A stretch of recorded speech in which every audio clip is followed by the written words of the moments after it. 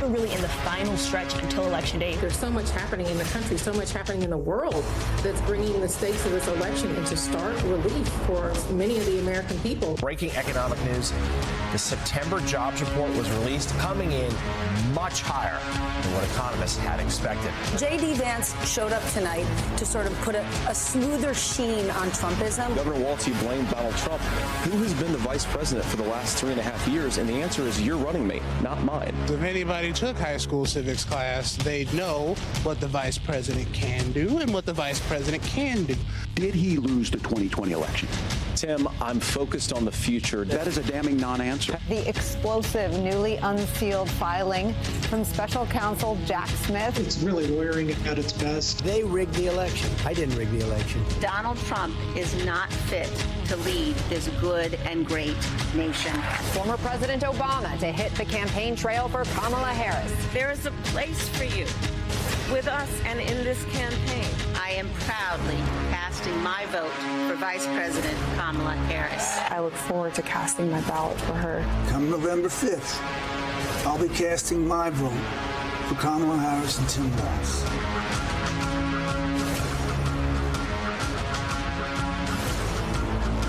Good evening once again. I am Stephanie Ruhle, and we are now just 32 days away from the election. And get your scorecards out, because a lot is happening this week. We had what is likely the final debate as VP candidates Tim Walz and J.D. Vance faced off. Kamala Harris shared the stage with Republican Liz Cheney, and Donald Trump cried foul after Jack Smith's latest filing came packed with new revelations about Trump's efforts to overturn the 2020 election. Meanwhile, the Middle East, a 3-day dock workers strike in the aftermath of Hurricane Helene could weigh on the outcome of the election. So everybody better buckle up, because I'm sure I'm about to say something corny, especially in the battleground states, because the campaigns, I knew it, are going into overdrive. We have a lot to cover, so let's bring in our nightcap, and you're going to be psyched. They're awesome. Ron Insana's here. You know him very well, and you know he is absolutely fantastic. CNBC senior analyst and CEO of iFi.ai, comedian John Fugelsang, host of Tell Me Everything on SiriusXM. We haven't seen him in a while.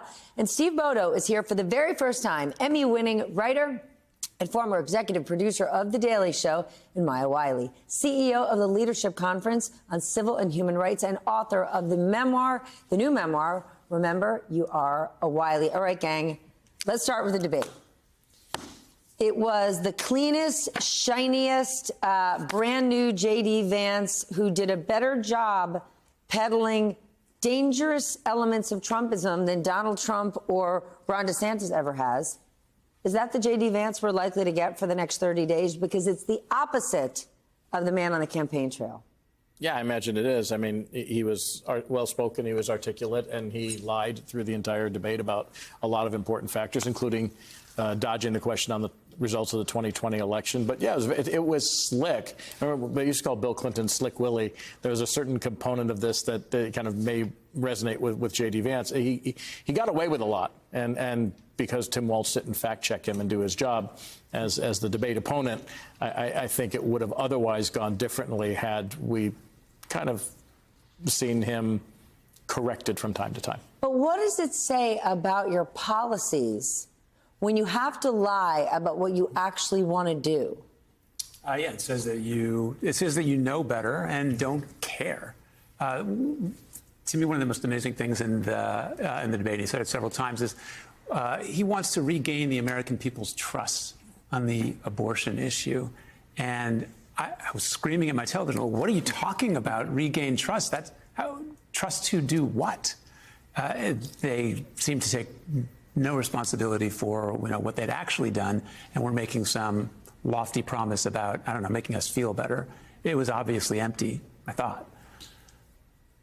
Just a few hours before the debate, Donald Trump had a rally, and in that rally, he spouted a complete word salad news conference. I ask this all the time. If Kamala Harris did the same, right? She gives a lofty answer, and people lose their mind that they don't know enough detail. It is a word salad. He didn't even bust out a coherent sentence. Can we just talk about the double standard? And it's not the first time. Oh, no. That's the other thing. This is like not new. And it's why some Democrats are really frustrated about the double standard for Joe Biden. You know, remember him? I do. And the double standard's amazing and shocking. And all I can say is we are still in a state in this race and in this country where people are much more concerned about their underlying beliefs than the facts. And we got to do something about that. Yeah. Look, I have to say, as debates go, yes, as long as we're not grading someone on honesty or character, J.D. Vance did just great. And Tim Walz failed miserably at correcting J.D. Vance's lies about $100 billion to Iran, J.D. Vance's lies about Donald Trump saving Obamacare, J.D. Vance's lies about how there's a rule you're not supposed to fact check, J.D. Vance's lies that J.D. Vance has never called for a full abortion ban. Tim Walz failed. He failed to correct these lies, so clearly J.D. Vance is the winner. I agree with Ron. The senator's human suit was fitting much better the other night. But at the end of the day, he is still a petulant, dishonest eyeliner model who will go down in the books on this campaign for where Trump started his political career with a racist lie about a black president. Perhaps his political career is ending with this racist lie about legal Haitian migrants. J.D. Vance is all of the kids who vanished in the Wanda chocolate factory. That is an absolute lie. Not one single cosmetic company has come forward and said he represents them. No, I know. And, well, but again, he'll need the influencer dollars next year because he'll wait a few years before becoming a lobbyist. Fine, we'll wait and see. Steve, do you think the Harris campaign is playing it too safe? We were talking before the show, about Tim Walz, and everybody said, I haven't seen him in a while. Yeah. I wish they would start taking some bigger swings, and that... It's now or never. There's a month left. No. Why do you think they should be playing it safe? She has the historic benefit of running the shortest presidential campaign in history. And the last thing you want to do is put so much stuff out there that you can get destroyed in the home stretch. I think if I were her political advisor, I mean, I know she's doing a 60 Minutes interview, I believe, this weekend. I would be playing it just as safe. I'd be in local spots. I would be traveling like crazy.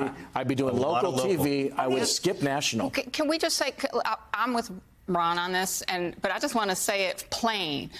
Black Asian woman with a Jewish husband gotta play it safe, y'all. This is still America where we're debating whether Haitians eat dogs and cats of our neighbors. This is not you have and the first woman to actually be in this position, meaning in this position where we still have roughly 70 million Americans who don't care that Donald Trump actually incited a coup. Correct. You have to play it safe. There's different ways of playing it safe. And person of that profile has to take it easy in some respects. But there are bigger, louder things they could be doing. The tariffs issue, for example. I have not heard nearly as much about that as I would like to. They're wrong on the facts. It's terrible policy. It's not just bad for consumers, although obviously it is. It's terrible for business and exports, too. And, slam that home. I don't think that's a risk. But Walz did that in the debate, by the way.